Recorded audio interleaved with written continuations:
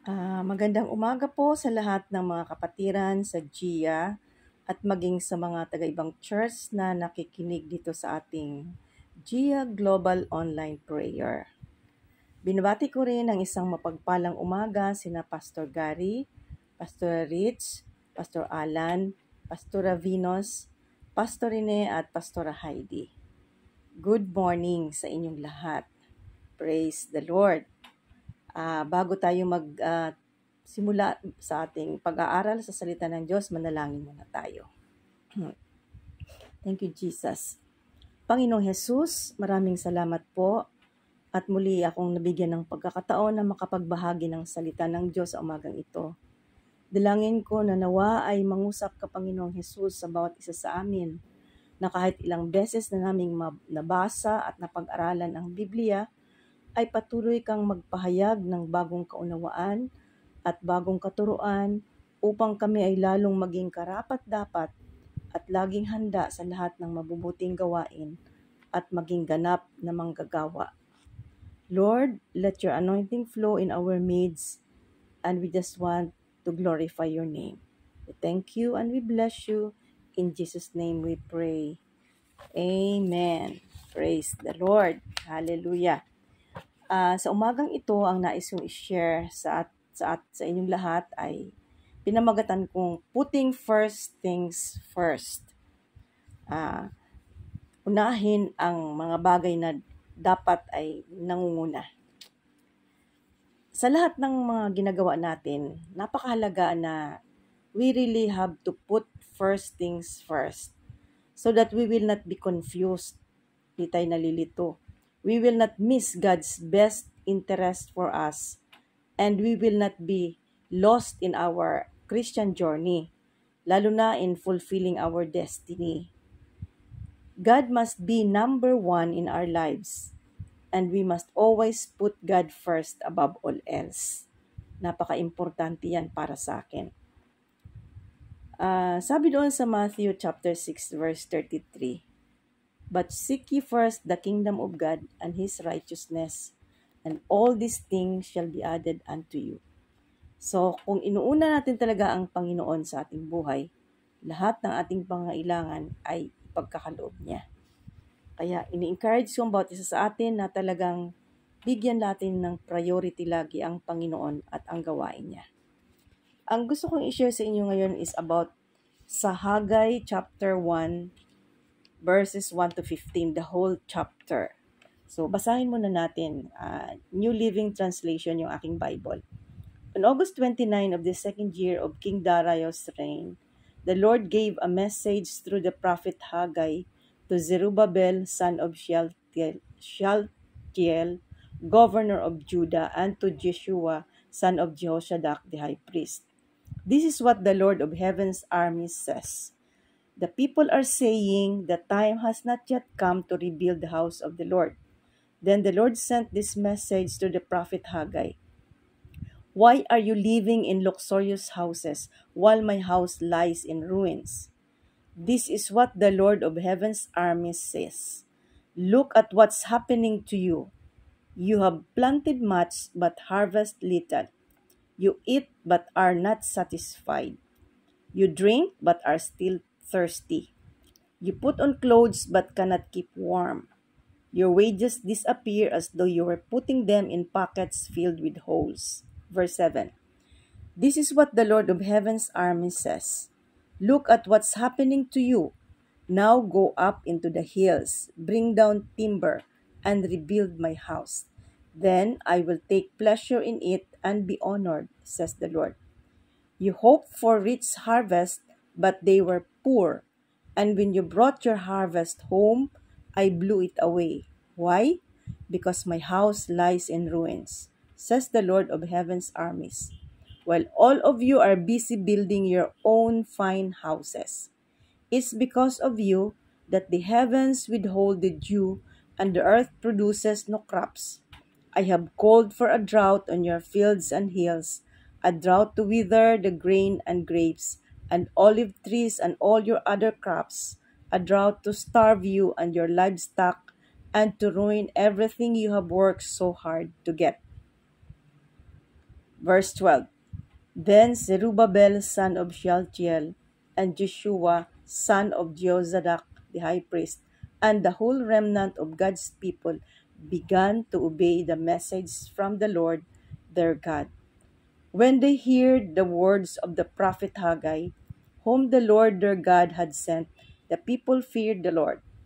Then Haggai, the Lord's messenger, gave the people this message from the Lord. I am with you, says the Lord. So the Lord sparked the enthusiasm of Zerubbabel son of Shealtiel, governor of Judah, and the enthusiasm of Jeshua son of Jozadak, the high priest, and the enthusiasm of the whole remnant of God's people. They began to work on the house of their God, the Lord of heaven's armies, on September 21 of the second year of King Darius' reign. Praise the Lord for the reading of His Word. Okay, himay-himayin natin ito. Let us learn some lessons from Haggai, no? Chapter 1, the whole of chapter 1. Dito sa verse 15, verse 5 and 7, ang sabing ganon, ang sinasabi ng Panginoon dito sa verses 5 and 7, consider your ways. So, sinasabihan tayo ng Panginoon, God is speaking to us for us to see or be aware what is happening in our lives right now. Parang yung sinasabi ng Panginoon sa mga Jews. Before that pala, gusto ko munang bigyan ng background kung bakit ganito nangyari.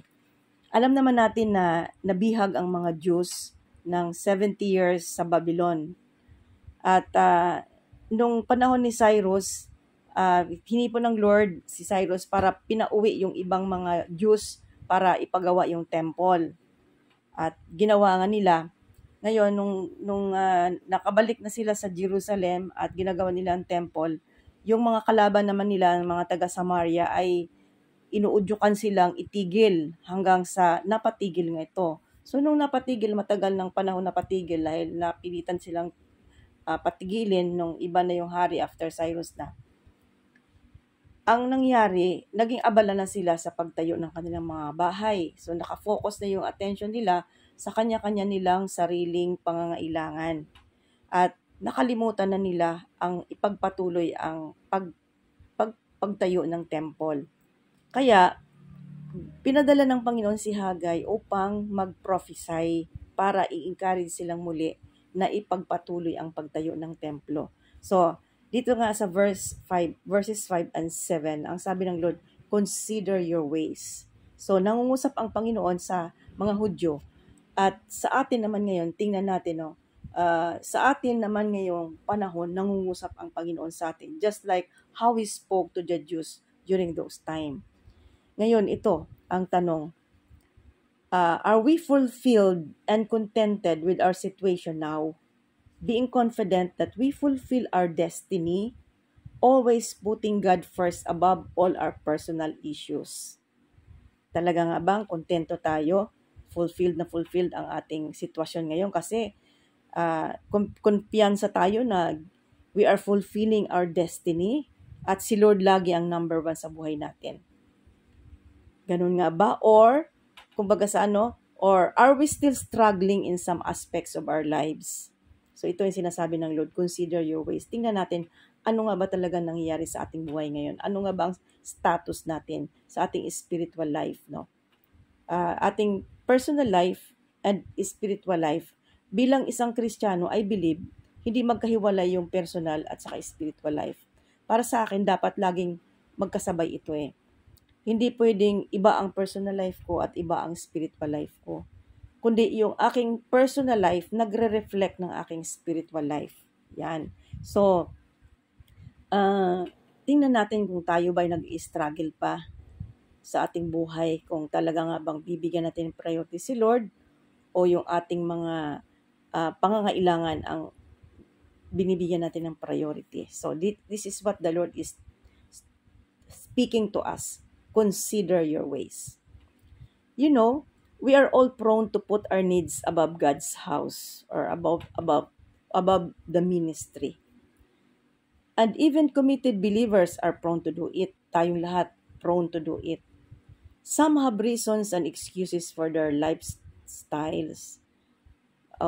Lalo na yung mga family men and women, may mga rason sila eh. Bakit hindi makasimba, hindi makagawa sa ministry kasi may mga pamilya silang inaasikaso. So, yun ang mga legitimate na mga reason. Pero, what the Lord is saying is, gusto niyang Lord na siya ang priority natin. God, di ba yung priority natin na tinuro sa Dia?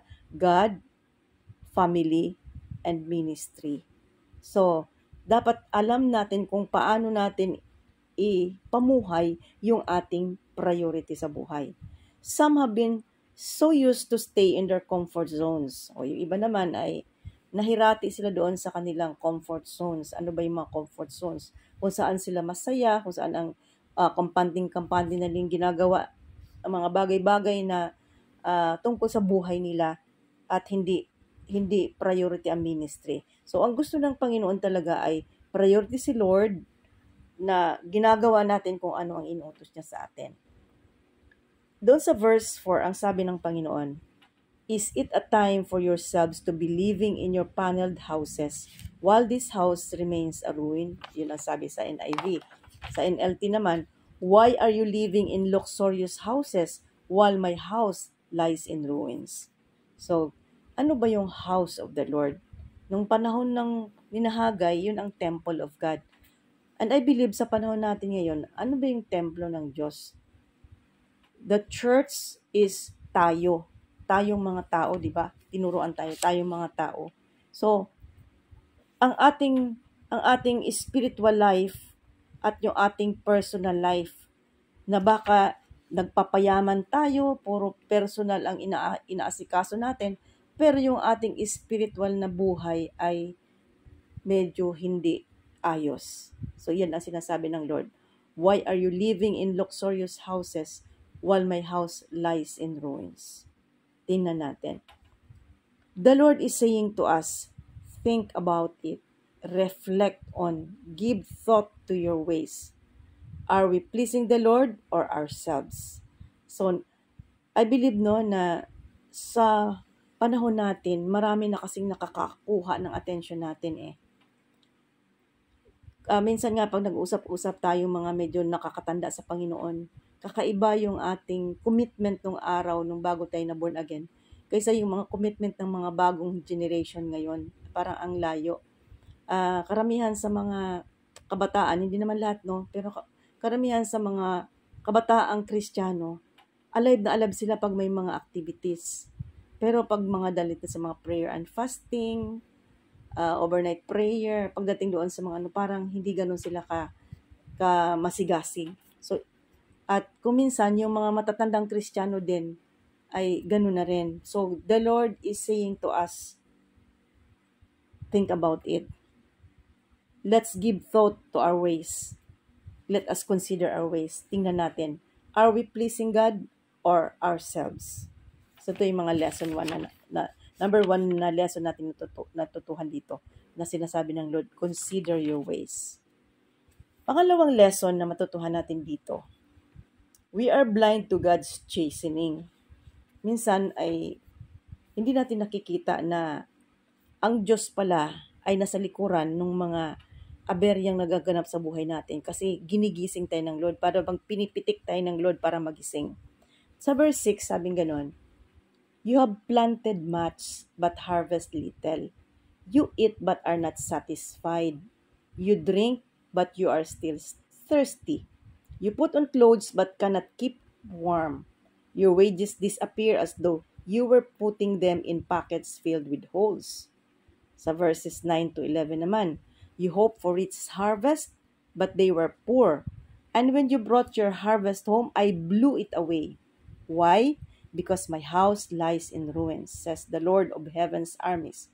While all of you are busy building your own fine houses, it's because of you that the heavens withhold the dew and the earth produces no crops. I have called for a drought on your fields and hills, a drought to wither the grain and grapes and olive oil trees. and all your other crops, a drought to starve you and your livestock, and to ruin everything you have worked so hard to get. Ang tindi ano, parang nakakalungkot no pag ganito ang nangyayari. Pero ang sinasabi lang dito sa atin ng Panginoon, kasi kung minsan hindi natin napapansin na yung mga seemingly hindi magandang nangyari sa ating buhay, yung mga in-expect mo na hindi nangyari, yung ginawa mo ng lahat pero wala pa rin, yung parang ano ba yan, kayod ka ng kayod pero parang ganun lang, parang dumaan lang sa kamay mo, parang wala ka ring naipon. Bakit ganun? Parang yung napagod ka lang pero parang hindi ka ganun ka-satisfied sa result. Why? Sabi ng Lord. Tinuturuan tayo ng Lord. Gustong ipakita sa atin ng Panginoon na anak, imbalance kasi yung buhay mo eh. Nakafocus ka kasi doon sa physical eh. Kayod ka ng kayod, hindi ka na halos nakapag-quiet time. Ang aga-aga mong gigising, nagmamadali ka pupunta ng trabaho. At kung kailan ka na lang may pag-uwi mo rin ng gabi ay nagsi-cellphone ka muna at inaantok ka na, hindi ka na halos makapagbasa ng Bible, hindi ka na halos makapag-quiet time. Kasi yung attention sa mga bagay na nasa palibot natin, yung mga umaagaw ng ating attention. Kaya kung minsan, ito tinatapik tayo ng Lord. Yung mga nangyayari sa ating buhay ay hindi ganun ka satisfied. Parang tinimbang ka ngunit kulang. Panggising lang ito ng Panginoon sa atin. So consider our ways. Let us consider our ways. Let us think about it. Let us reflect, give thought to our ways. Ano nga ba talaga ang ways ko? Kasi sabi ng Lord, seek ye first the kingdom of God and His righteousness, and all these things shall be added unto you. Hindi naman nagsisinungaling ang Panginoon nang sinabi ng all these things shall be added unto you. Kaya lang, kung minsan bakit ang dami nating kulang, parang ang dami nating frustrations kasi hindi natama yung priority. Seek ye first the kingdom of God yun ang priority. Hindi yung all these things shall be added unto you. Huwag nating baliktarin. Kasi pag binabaliktad natin, mako-frustrate lang tayo. Kaya, let us open our mind and our eyes na huwag tayong mabulag na may ginigising na pala tayo ng Panginoon, pinipik-pik-pik na pala tayo ng Panginoon, pinipitik-pitik dahil gusto niyang magising tayo. Kasi kung tama yung priority, I believe talaga kasi na kung tama yung priority natin, sumusunod talaga tayo sa Panginoon. Kahit may mga aberya mang maganap sa ating buhay, hindi ganoon ka tindi yung magiging effect sa atin. Kung may pangailangan man, hindi ganoon ka hirap na hirap. Lahat na ipoprovide ni Lord, lahat dumadaan yan sa proseso at naniniwala ako na ganun ang karanasan ko na may pangangailangan pero dumarating yung sagot sa pangangailangan. Kailangan lang talagang itama natin yung ating priority. Kasi kung hindi, ay talagang maraming problema, maraming kawalan ang nagaganap. Sabi ng Panginoon, nagpadala siya ng drought, nagpadala siya ng tagtuyot para magising tayo, hindi para pahirapan tayo, para magising tayo. Kasi ang Panginoon naman, hindi naman siya sadistang Diyos napakabait niya. Ayaw lang niya na tayo ay nabubulagan. Gusto lang ng Panginoon na tayo ay ma-alert, ma-aware, ma-awake. So, let us make God our priority and let us open our eyes na huwag tayong mabulag sa mga bagay-bagay na dumarating sa ating buhay. We know that it is God who controls the rain and the harvest. And when He withholds His blessings, it is because of our disobedience and our priorities are not right. Yun ang dahilan, hindi dahil sa nagdadamot ang Diyos. The common result of disobedience is not getting what is expected, for there is always consequences when we disobey God. Lagi ang may consequence kapag ka nag-disobey tayo sa Panginoon. So, ito ang pakakatandaan natin mga kapatid. No? God controls everything. Nasa kamay ng Diyos yan. At hindi naman i-withhold ng Diyos ang mga bagay-bagay na nakakabuti para sa atin. God will not withhold any good thing from us. Kaya lamang hindi dumarating yung nararapat para sa atin dahil tayo rin ang may diferensya. Hindi tayo sumusunod sa kalooban ng Panginoon at yung mga priorities natin ay hindi tama. Kaya, para ma-solve at hindi tayo magiging at kumbaga hindi magiging problematic ang ating buhay, let us learn to obey God. Amen? Pangatlo na matutuhan natin yung lesson dito is doon sa verses 12 to 15. Obedience to God's call brings blessing. Then Zerubbabel son of Shealtiel and Joshua son of Jehozadak, the high priest, and the whole remnant of God's people began to obey the message from the Lord their God. So when they began to obey, what happened? When they heard the words of the prophet Haggai, whom the Lord their God had sent, the people feared the Lord. And then Haggai, ano sabi na, the Lord's messenger, he gave the people this message from the Lord. I am with you, says the Lord. And then, anong ginawa na Lord? He sparked the enthusiasm of Zerubbabel.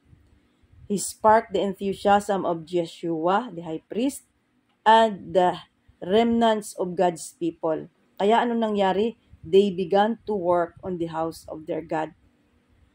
Na-inspire sila dahil nakinig sila sa sinabi ng Panginoon sa pamamagitan ni Propeta Haggai. Kaya pagkagaya rin natin, kapag tayo ay sumunod sa sinasabi ng Panginoon, we will experience blessings. Ang Panginoon, pag nagsalita siya, ay siguradong tutuparin niya yung kanyang salita. Siguro naman, halos lahat tayo nakakaranas tayo na pinagpala tayo ng Panginoon dahil sumunod tayo. Ako sa buhay ko, hindi ko pilinano na maging born again. Pero nung nakilala ko ang Panginoon bilang aking Panginoon na tagapagligtas, at sumusunod ako sa kanyang mga alituntunin, sinusunod ko yung salita ng Diyos, yung mga itinuturo sa akin, sa atin, sa GIA, yung manalangin, mag-quiet time, mag-intercede sa iba, mag-prayer and fasting, magbigay ng tithes and offerings. Pag sinusunod ko yan, nakita ko yung blessings ng Panginoon. Talagang hindi nagkukulang ang Panginoon, basta't sumunod lang tayo. Dahil kapag sumusunod tayo sa Panginoon, ay Kanya ring ibibigay yung pangako niya. When God promises, He will surely fulfill His promise. Hindi ko rin plinano na magpakayaman.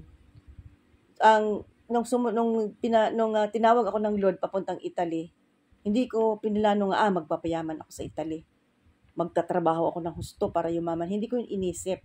Kaya ako nang sumunod sa Panginoon para gamitin niya para sa kanyang kaluwalhatian. Lord, nais kong maluwalhati ang pangalan mo. Gusto kong sa pamamagitan ko ay gawin mo kung anong gusto mong gawin dito sa Italy. Mas pinaka-importante yung mga kaluluwa. At nang sumunod ako sa Panginoon, I have been obedient to His call. I have been faithful kahit na yung pagpapagal ko ay hindi ganon ka-productive yung result. Nagpatuloy pa rin akong sumunod sa Panginoon. Prayer and fasting, quiet time, Bible studies, tinuturuan ko yung mga nasharean ko. Hindi ako tumigil kahit isa lang yan ang dumating pag Sunday. Tinuturuan ko pa din yan. Hindi ako tumitigil. Hindi sabing, huwag na lang tayo magsimba kasi isa lang dumating. Hindi.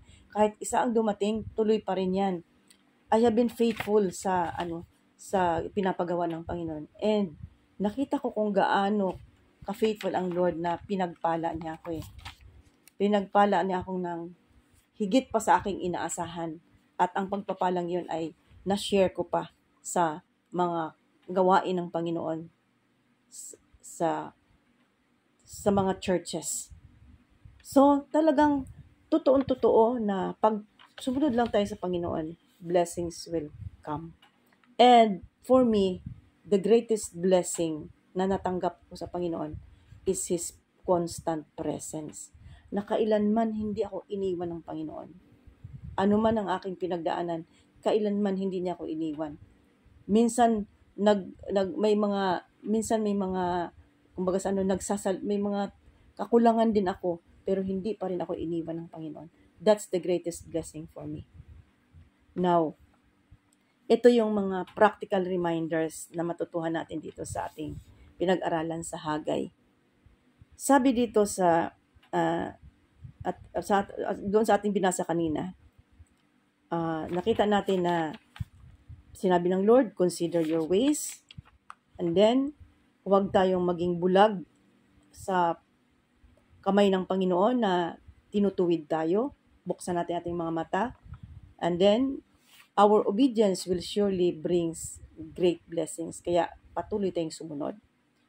Dito sa mga practical reminders, I believe as citizens of God's kingdom, we must intentionally and consistently put God's business above our own. And to put God's business our priority, it requires constant self-evaluation in the fear of the Lord. So ito challenge ko to sa bawat isa sa atin. I-evaluate natin ang ating mga sarili. So, nung ginawa ko tong Bible study, hindi to para sa inyo, kundi para sa ating lahat. Kaya, yung ginamit ko ditong pronoun is we, hindi you, kundi tayo. So, how do we spend our time? Para sa ating lahat yon. Kasi naniniwala kong the Word of God is just like a double-edged sword. So, pag sinabi ko sa inyo yon, ako muna ang unang tinatamaan nito. So, how do we spend our time, even our leisure time? Nako, talagang marami akong struggle dito sa time na to. Napakarami kong pinagdaanan dito na nag-struggle talaga ako. Kasi maraming umaagaw ng ating attention. So, may mga pagkakataon sa gabi na nagigising ako. Pag natulog ako, alas 10, nagising ako alauna. Hanggang umaga hindi na ako makatulog. So, ano gagawin ko? So, nag-i-struggle ako dyan. May mga times na nagbababad ako sa cellphone kung ano-ano mga pinapakinggan ko, ano-anong tinitingnan ko. Pero, hindi ako masaya. So, yung aking sabi ko, Lord, hindi ito ang hindi ito yung dapat kong pag-aksaya ng panahon ko kung hindi man ako makatulog. Inano ko sa isip ko na, kung hindi ako makakatulog, ay ang gagawin ko, magagawa ako ng mga Bible studies ko, or magpipray ako, or anything na about my spiritual life. Lord, hindi ko dapat sinusunod yung tawag ng flesh. Kasi ang tawag ng flesh, ang dami mong makikita kasi sa cellphone Ang dami dyan ng mga, kung ano-anong mga kwento, kung ano-anong mga nakakatawa, o kung ano-ano. Marami dyan na nakakuha ng ating attention. So, how do we spend our time? How does our leisure time reflect and affect our devotion to Jesus? So, hindi pa rin ako perfect. May mga times pa rin naman na nanunood pa rin ako ng mga, lalo na yung mga natutuwa ako dun sa mga cartoons, Tom and Jerry, yung mga batang nakakatuwa. Nanonood pa rin ako mga ganun. Pero, I see to it na hindi nilalamon ng mundo ang oras ko. Ito ang gusto ng Lord. Let us evaluate ourselves. Iyon ang pinagpipray ko lagi kay Lord na ma-overcome ko yung self ko at hindi ako at the mercy of circumstances bagkos hawak ko ang circumstances. Iyan ang aking pinagsisikapan. Pangalawa na practical na reminder sa atin na dapat nating i-evaluate ang ating sarili. How do we spend our money? Yung money natin, hindi naman talaga atin, but God's money yan, di ba? Alam naman natin. So, do we give our best first fruits to God, our tithes and our offerings? Or we just spend it the way we please? Or partial lang ang tithes natin? So, yan, tinatanong tayo ng Panginoon. Praise the Lord na tinuruan tayo sa Gia na magbigay talaga ng whole tithes. Dahil pag nagbibigay tayo ng whole tithes, whole din ang blessing. Kaya, hindi rin minimidhold ni Lord ang blessing kasi kung ano daw yung sukatan na ginamit natin sa pagbibigay, yun din ang sukatan na gagamitin ng Lord sa pagbalik sa atin. Kaya kung gusto mo ng marami kang blessings na matatanggap, ay marami ka rin magbigay. Yung tama mong tithes. Amen. And offerings. So, sana ay sa atin sa GIA walang struggle dyan. Hindi tayo nag-struggle pagdating sa ating tithes and offerings. What are our goals in life? So, ano yung mga goals natin sa buhay? Is it personal, pansarili lang? Or are we also concerned about ministry goals? Yan. Praise the Lord, no? Ako, retired na ako. 69 na kasi ako. So, pag uwi ko, naisip ko, pagdating ko sa Pilipinas, ay hindi, para sa akin kasi, kahit retire na ako, ang spiritual life ko, walang retirement. Maaari lang sa mga, sa trabaho, or sa posisyon, mag-retire ka. Pero sa ministry, walang retirement. Ang aking goal sa buhay ko, Lord, sabi ko, pinagpipray ko noon pa man, Lord, gusto kong marami akong masyerang mga tao na nasa kadiliman sa aking katandaan kaysa sa aking kabataan. Yun ang aking goal sa life. Na-inspire ako doon sa Psalm 92 verses 14 and 15. Yung sinabi doon na, they will still bear fruit in old age. They will stay fresh and green, proclaiming the Lord is upright, He is my rock, and there is no wickedness in Him.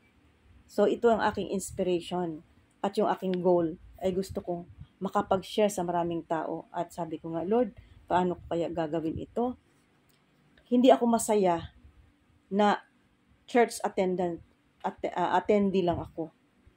Hanggat hindi ako nagtuturo, hindi ako nag-share ng Word of God, hindi ako masaya. So, praise God na may mga platform na binibigay sa akin ng Lord para makapagpatuloy na mag-share ng Word of God. So, ang goals natin, huwag lang pansarili, kundi magkaroon tayo ng ministry goals. Pang-apat, what do we think about the most in planning for our future? So, ano ba yung mga plano natin sa future? Ano lagi nating iniisip? So, are we working out to become prosperous or wealthy? Or we are doing our best to please God? Yan. Natutuwa ako sa Panginoon na talagang tinuturuan ako ng Panginoon kung paano ang ipaplan ng future. Kasi yung bahay ko dito ay pinaupahan ko yan dahil nasa Italy pa ako. Ngayon, umalis na yung umuupa ng rent. Ay gusto ko nang ipaayos para doon ako titira. Dilipat na ako sa yung future. Pero, ang plano ko sa aking future ay laging kasama ang Lord. Dahil panibago ko itong subdivision, I was praying na yung mga kapitbahay ko ay masyaran ko. And nung last week, nag-attend ako ng meeting ng Homeowners Association. And praise God na first step na akong nakipagkaibigan sa kanila.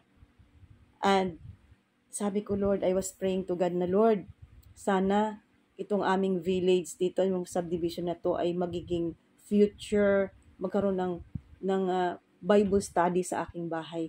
I-invitein ko yung aking mga kapitbahay.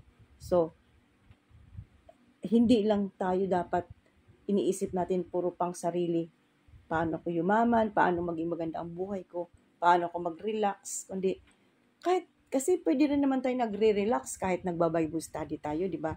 Yun naman yung nakagawian natin. Nag-i-invite tayo ng kapitbahay o nag-share. So, isama natin yon.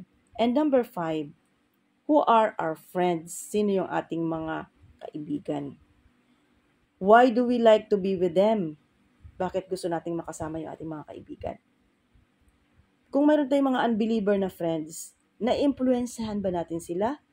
O tayo ang na-influensyahan nila? So, think about it, no? Dapat, na-influensyahan natin sila about the Lord at hindi tayo na-influensyahan ng mga lakwat sa lang nila o mga walang katuturang bagay. So, ito lamang ang mga bagay-bagay na nais kong i-share. Alam ko naman na halos lahat ng pinag-aaralan naman natin dito ay alam na nating lahat. But I believe na nire-refresh lang tayo ng Lord para maalaala natin at magkaroon tayo ng focus. So, in conclusion, our chief business is to expand the kingdom of God, like our goal in GIA for our 50th year anniversary in 2025. Diba? Challenge tayo ng ating mga elders to plant at least 50 more churches locally and or internationally. And when we make God and His work our priority over our own needs, our goals, putting first things first, God will be pleased. Matutuwa si Lord. And He will be glorified in our midst. Then we will see that God's work will easily be done. Madaling magawa ang gawain ng Panginoon. And we will experience awareness of God's presence, which is our true blessing. Amen? Talagang para sa akin nga, sabi ko kanina, the true blessing para sa akin is the presence of God. That wherever we go, whatever state we are, pag naandyan ang presence ng Lord, ay mayroon tayo laging confidence na kaya ko to. I can do it because God is with me. So my brothers and my sisters, I hope na ang salita ng Diyos ay hindi lang natin pinakinggan, kundi ang salita ng Diyos ay sinunod natin, and it does not only inform us, but it will transform us, transform our very life. So hanggang dito na lamang, at maraming salamat sa inyong pakikinig. God bless everyone. Father, we thank you and we bless you for the study of your word. Continue to speak upon us, and as we pray all together, allow us, Lord, to really intercede for those who are in need.